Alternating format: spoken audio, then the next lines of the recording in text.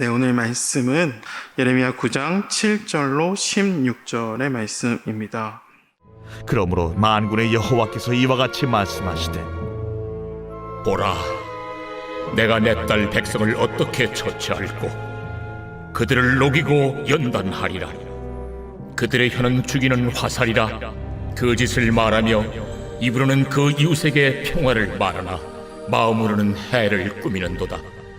내가 이 일들로 말미암아 그들에게 벌하지 아니하겠으며 내 마음이 이런 나라에 보복하지 않겠느냐. 내가 산들을 위하여 울며 부르짖으며 광야 목장을 위하여 슬퍼하나니 이는 그것들이 불에 탔으므로 지나는 자가 없으며 거기서 가축의 소리가 들리지 아니하며 공중의 새도 짐승도 다 도망하여 없어졌음이라. 내가 예루살렘을 무더기로 만들며 승냥이 굴이 되게 하겠고 유다의 성읍들을 황폐하게 하여 주민이 없게 하리라. 지혜가 있어서 이 일을 깨달을 만한 자가 누구며 여호와의 입의 말씀을 받아서 선포할 자가 누구인고. 이 땅이 어찌하여 멸망하여 광야같이 불타서 지나가는 자가 없게 되었느냐. 여호와께서 말씀하시되, 이는 그들이 내가 그들의 앞에 세운 나의 율법을 버리고 내 목소리를 순종하지 아니하며 그대로 행하지 아니하고 그 마음의 완악함을 따라 그 조상들이 자기에게 가르친 바알들을 따랐습니다. 그러므로 만군의 여호와 이스라엘의 하나님께서 이와 같이 말씀하시니라. 보라, 내가 그들 곧 이 백성에게 쑥을 먹이며 독한 물을 마시게 하고 그들과 그들의 조상이 알지 못하던 여러 나라 가운데에 그들을 흩어버리고 진멸되기까지 그 뒤로 칼을 보내리라 하셨느니라. 아멘. 네, 9장 말씀이죠. 9장 1절로 6절의 말씀은 중심되는 내용이 이스라엘 백성의 죄가 하나님의 선택하신 백성이 하나님을 싫어하는 것, 하나님을 거부하는 것에 대한 내용이죠. 그래서 하나님을 싫어하는 백성에 대해서 결론이 7절의 말씀이죠. 하나님의 심판의 목적인데, 그러므로 만군의 여호와께서 이와 같이 말씀하시되, 보라, 내가 내 딸 백성을 어떻게 처치할꼬. 그들을 녹이고 연단하리라. 제가 좀 쉬운 번역으로요, 현대인의 성경을 봤는데요. 그러므로 전능하신 여호와께서 말씀하신다. 보라, 내가 내 백성을 시련의 도가니에 넣어 금속처럼 연단하고 시험하겠다. 이 밖에 내가 달리 무엇을 할 수 있겠는가. 여러분, 금속이 불에 들어가야 깨끗하게 되는 것처럼 이스라엘 백성도, 그렇죠? 불 속에 집어넣어 깨끗하게 하시겠다 말씀하신다는 거죠. 현대에 있는 성경 보니까 달리 무엇을 할 수 있겠는가?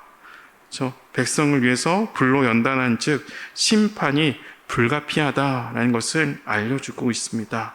8절에는요, 그들의 혀는 죽이는 화살이라. 거짓을 말하며 입으로는 그 이웃에게 평화를 말하나 마음으로는 해를 꾸미는도다. 이스라엘 백성의 혀는 이제 남을 죽이는 화살이 되었다라는 거죠. 겉으로는 평화를 말합니다. 그러나 속으로는 내 이웃을 어떻게 해야 할까? 내 이웃 것을 어떻게 빼앗을까? 이런 생각들 가운데 있다는 거죠. 이 8절과 비슷한 내용이 사실 어제 3절에 있었다는 거죠. 3절 보니까 여호와의 말씀이니라. 그들이 활을 담긴 같이 그들의 혀를 놀려 거짓을 말하며 그들이 이 땅에서 강성하나 진실하지 아니하고 악에서 악으로 진행하며 또 나를 알지 못하느니라. 또 거짓에 대해서 사실 4절과 5절에서도 비슷한 내용이 있습니다. 하나님을 싫어하고 자신의 멋대로 이야기하고 거짓된 삶을 살아가는 이스라엘의 모습이 되었다라는 거죠. 그래서 심판의 모습이 이제 10절에 나오는데요. 어떤 모습이냐면, 내가 산들을 위하여 울부짖으며 광야의 목장을 위해서 슬퍼하나니 이는 그것들이 불에 탔으므로 지나는 자가 없으며 거기서 가축의 소리가 들리지 아니하며 공중에서도 짐승도 다 도망하여 없어졌습니다. 여러분, 10절의 모습은 바로 텅 빈 상태를 말하고 있어요. 여러분, 텅 빈 상태의 다른 표현이 공허입니다. 여러분, 창세기의 창조 이전의 모습, 혼돈과 어둠과 공허가 있었죠. 그때 공허가 바로 텅 빈 상태, 10절의 모습과 동일한 상태라는 거죠. 11절, 내가 예루살렘을 무더기로 만들며 승냥이 굴이 되게 하겠고 유다의 성읍들을 황폐하게 하여 주민이 없게 하리라. 이제 성읍이 완전 황폐하게 되겠다 말하는 거예요. 그리고 이제 심판의 이유를 다시금 언급하시죠. 13절에 여호와께서 말씀하시되 이는 그들이 내가 그들 앞에 세운 나의 율법을 버리고 내 목소리를 순종하지 아니하며 그대로 행하지 아니하고, 그러니까 하나님께서 주신 율법을 바로 하나님의 말씀을 버리고 순종하지 않는 삶, 저 율법을 버렸으니 당연히 순종할 수 없는 상황이 된 거죠. 그리고 14절에 보니까 그 마음이 완악함을 따라 그 조상들이 자기에게 가르친 바알들을 따랐습니다. 그러니까 말씀을 버리고 순종하지 않게 되자 이제 그들은 잘못된 방향성을 잡고 우상을 잡고 가게 됩니다. 하나님 아닌 바알을 따라 가게 됐다는 거죠. 하나님의 말씀을 버리자 하나님의 앞에서 불순종한 삶을 살아가요. 그 불순종한 삶이 하나님 아닌 다른 것을 의지한다는 거죠. 하나님 아닌 다른 것을 붙잡으니까 가장 먼저 무엇이 달라지면 말이 달라지는 거예요. 말짓이 달라지는 거예요. 말로 남을 죽이는 말도 하고 겉으로는 겉과 속이 다른 모습이 드러난다는 거죠. 친절한 척 이야기하지만 그 속에는 미움이 가득한 거죠. 이런 이스라엘 백성에게 하나님은 금속을 연단하듯 연단하시겠다 말씀하시는 거예요. 그 연단의 모습이 바로 공허한 상태를 주시는 거예요. 그리고 그들이 사는 성읍을 황폐하게 하십니다. 여러분, 애굽의 노예였던 이스라엘을 택하셔서 출애굽하셨죠.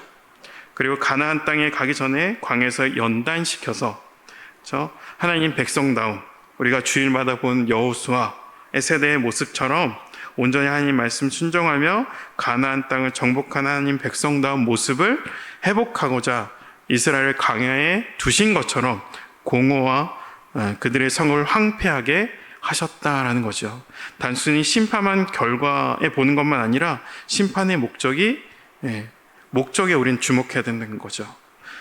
BC 1400년에 가나안 땅에 들어갔다고 하더라고요. 대략 이제 연대를 대천했을 때, 그리고 성전이 완전히 무너지고 이스라엘이 남유다가 망할 때가 BC 586인데요. 그것을 향해 가고 있어요. 1400년부터 586년까지 향해 가고 있는데 그 긴 시간 동안 이 백성은 하나님의 긍휼하심과 사랑을 계속 무시했다라는 거죠. 하나님의 말씀을 듣지 않았어요. 하나님의 말씀을 지난주 말씀 보니까 욕으로 들었어요. 더 이상 말씀을 안 듣기로 이들이 결정하죠. 그렇죠? 죄를 짓는 것에서 말탄 전선처럼 무조건 제약을 짓는 방향으로 완전 직진합니다. 이런 모습이 하나님 앞에 행할 수 있는 것, 하나님께서 우리에게 행하실 수 있는 것은 심판, 다른 말로 하면 연단하는 것밖에 없었습니다. 여러분의 삶은 지금 어떤 삶을 살아가고 있습니까? 여러분, 연단을 혹시 받고 계신가요? 여러분, 하나님께로 연단을 받을 때가 있습니다. 우리의 삶이 늘 주와 함께하기에 기쁘고 감사한 수도 있지만 그럼에도 불구하고 어려움이 있다는 거죠. 주님께서 허락하신 시련의 때 그런 시간들이 있습니다. 그때 때로는 공허를 느낄 때도 있죠. 연단을 받을 때는 내 주변에 내가 의지할 것 같은 사람들 다 멀리하게 하시고요. 내가 의지할 것 같아서 주변 정리 다 해주시고요. 내가 붙잡을 것 같은 영역들을 하나님께서 다 정리해 주세요. 사방이 벽인 것과 같은 시간들을 가질 때가 있죠. 여러분, 그때는 눈을 들어 하늘을 봐야 합니다. 모든 것이 지나면 이 또한 지나가리. 단순히 그냥 고통의 시간 버티는 것이 아니라 하나님 안에서 그 시간을 온전히 통과하면, 지나가면 그때 비로소 하나님의 뜻이 우리에게 어떤 것인지 깨닫게 되게 하는 일이 있다는 것이요. 여러분, 오늘 말씀을 통해서 하나님 앞에 우리 내면 가운데 겸손히 다시금 결정해야 될 지점이 무엇일까요? 우리를 연단하기까지 우리를 돌아오길 원하시는 그 하나님의 마음입니다. 하나님을 우리를 심판하시기까지 우리를 사랑하시는 그 하나님이라는 거죠. 사랑의 방법이 심판이다, 연단이다. 조금 모순인 것 같기도 하지만 그럼에도 불구하고 우리를 사랑하셔서 심판하시고 연단하신다는 걸 잊지 않아야 된다는 거죠. 그러므로 우리 역시 하나님과 멀어져 있다면 우리가 돌이킬 필요가 있습니다. 오늘 말씀을 통해서 하나님께서 다시금 우리 마음을 정하고 돌이킴의 역사들이 저와 여러분 가운데 충만하길 소망합니다. 그러므로 오늘 하루를 살아낼 때 세상의 가치와 세상의 헛된 우상을 따르는 삶, 또 내 욕심, 내 감정, 내 경험, 내 욕망, 내 원칙, 내 방식대로 살아감으로 하나님의 백성됨을 들어지 못하는 삶을 살아가는 우리의 깨어짐이 아닐까 생각하게 됩니다. 여러분, 오늘 하루 그 하나님께 돌이키는 한 날 되시기를 축복합니다. 기도하겠습니다. 하나님 감사합니다. 주님의 은혜가 오늘 이 한 날 우리의 호흡을 허락하셨습니다. 나의 심장이 뛰고 내 호흡이 나의 몸이 움직여집니다. 그러므로 이 새벽 제단에 눈을 감고 몸을 조아려 주님께 기도하는 생명이 내가 있음을 고백합니다.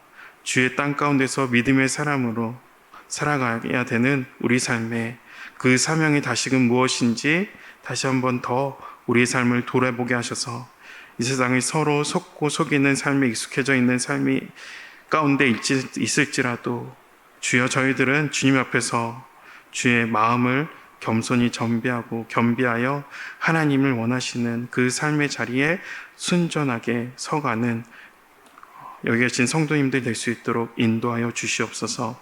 그러므로 우리 안에 살아있는 하나님의 말씀이 나의 내면을 타고 오늘 하루 나의 삶, 나의 일상 가운데 온전히 드러나는 한 날 되게 하시기를 소망하며 예수 그리스도 이름으로 기도합니다.